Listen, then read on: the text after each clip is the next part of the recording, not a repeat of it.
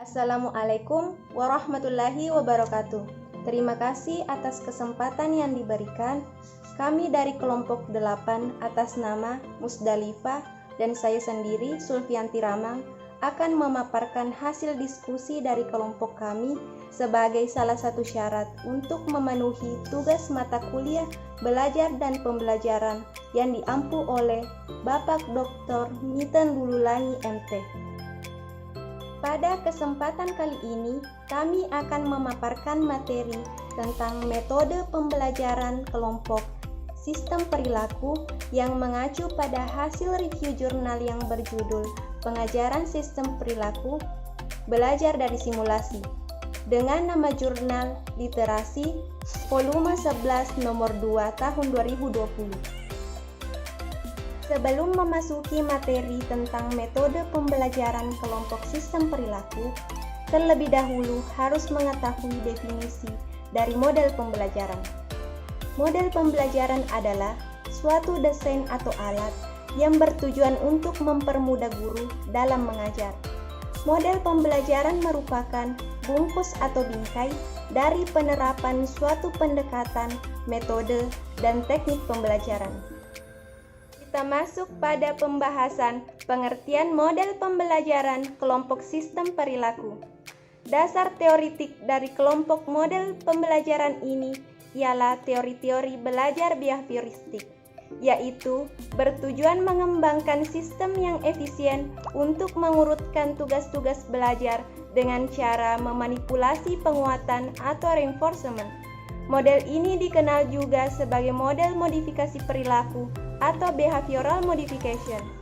Model instruksi perilaku merupakan sistem yang mengatur hubungan antara 3 variabel, yaitu petunjuk, perilaku, dan konsekuensi. Menurut Joyce dan Weil, model modifikasi perilaku merupakan desain pembelajaran yang menekankan pada perubahan perilaku yang dapat diamati sebagai hasil dari stimulus yang diberikan. Ciri-ciri model pembelajaran sistem perilaku. Yang pertama, seluruh model pada kelompok ini didasarkan pada hasil saring kajian teori-teori secara umum yang kemudian dipersandingkan atau diintegrasikan dengan teori-teori perilaku. Yang kedua, beberapa teori yang mendasar yaitu teori-teori belajar secara umum, teori belajar sosial, teori modifikasi, dan teori-teori interperilaku. Yang ketiga, secara umum menekankan pada perubahan perilaku yang terlihat dibanding perilaku-perilaku secara psikologis atau perilaku yang tidak bisa diamati.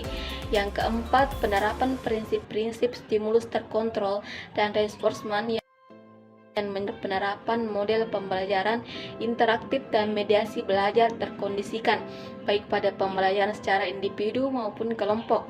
Yang kelima, pengembangan kemampuan belajar melalui fakta-fakta, konsep-konsep, dan keterampilan dipandang sama baiknya untuk mereduksi tingkat kecemasan maupun untuk memperoleh kegiatan relaksasi individu.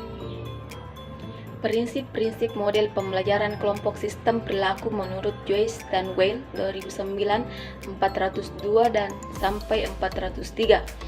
Pertama, perilaku sebagai fenomena yang biasa diamati dan diidentifikasi. Yang kedua, kebutuhan terhadap tingkah laku yang kurang adaptif. Yang ketiga, tujuan tingkah laku adalah hal yang khusus, terpisah, dan bergantung pada individu. Keempat, teori tingkah laku pada hal-hal yang ada di sini dan yang terjadi saat ini. Prinsip pembelajaran perilaku menurut Gerd Berlin 1984 meliputi peran konsekuensi, penguatan, penghukuman, kesegaran konsekuensi, pembentukan, kepunahan, jadwal penguatan, ketahanan, dan peranan anteseden. Kelebihan dan kekurangan model pembelajaran sistem perilaku. Yang pertama, kekurangan. Yang pertama, pembelajaran hanya berpusat pada guru. Peserta didik hanya mendapatkan pembelajaran berdasarkan apa yang diberikan guru. Yang kedua, peserta didik tidak bebas berkreasi dan berimajinasi.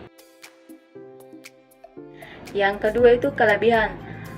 Yang pertama, sangat cocok untuk memperoleh kemampuan yang membutuhkan praktek dan pembiasaan. Yang kedua, materi yang diberikan sangat detail. Hal ini adalah proses memasukkan stimulus yang dianggap tepat. Yang ketiga, membangun konsentrasi pikiran. Dalam teori ini adanya penguatan dan hukuman dirasa perlu. Selanjutnya, rumpun model-model pembelajaran sistem perilaku. Rumpun model pembelajaran sistem perilaku ini didasarkan pada the body of knowledge yang kita sebut teori perilaku. Adapun jenis-jenis model dalam rumpun model pembelajaran sistem perilaku ini yaitu: pertama, model belajar cara belajar dari pembelajaran menguasai atau mastery learning. Yang kedua, instruksi langsung. Yang ketiga, assertive training.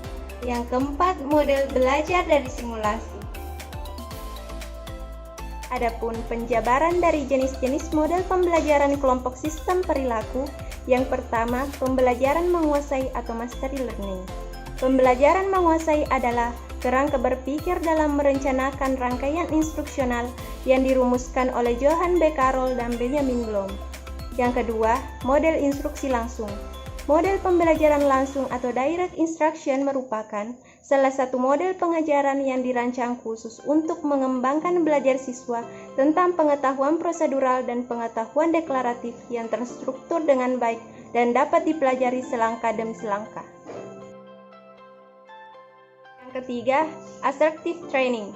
Assertive training merupakan latihan keterampilan sosial yang diberikan pada individu yang diganggu kecemasan, tidak mampu mempertahankan hak-haknya, terlalu lemah, membiarkan orang lain merongrong dirinya, tidak mampu mengekspresikan amarahnya dengan benar dan cepat tersinggung.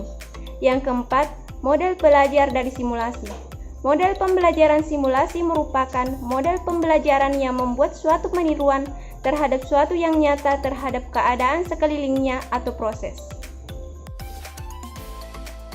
Tujuan dari model pembelajaran simulasi terbagi atas dua, yakni pembelajaran simulasi secara langsung dan tidak langsung.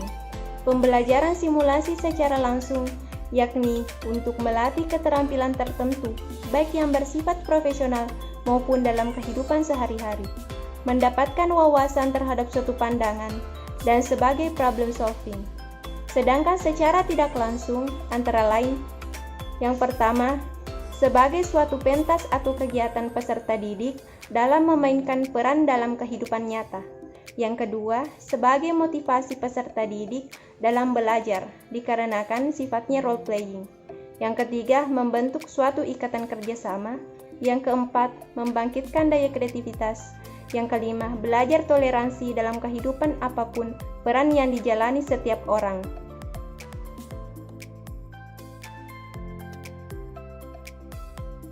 Kelebihan model pembelajaran simulasi.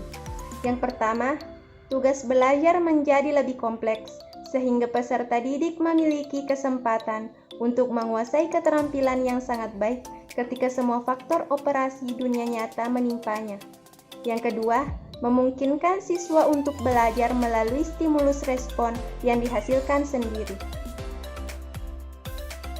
Kekurangan model pembelajaran simulasi. Simulasi juga memiliki kelemahan tersendiri, yang mana simulasi hanya mampu memberikan suatu model atau contoh dalam pembelajaran, sehingga para siswa dapat melihat perilaku-perilaku yang diterapkan dalam dunia nyata. Hal ini memungkinkan siswa untuk mendapatkan stimulus yang tepat. Namun, ketika siswa memasuki simulasi, maka mereka hanya masuk ruang ilustrasi yang dijadikan cerminan untuk aksi dengan seperangkat komitmen emosional ilustrasi yang dimainkan. Siswa akan kesulitan mengeksplorasi secara alternatif apa yang dapat dilakukan, membenarkan pilihan yang sulit, berurusan dengan emosi yang sangat kompleks, pemahaman yang mendalam tentang apa yang akan dilakukan kepada seseorang secara profesional. Itulah tadi pemaparan dari kelompok kami. Semoga apa yang telah kami sampaikan dapat memberikan manfaat dan mohon maaf jika terdapat kekeliruan dalam penyampaian. Sekian dan terima kasih. Wabillahi taufik wal hidayah. Assalamualaikum warahmatullahi wabarakatuh.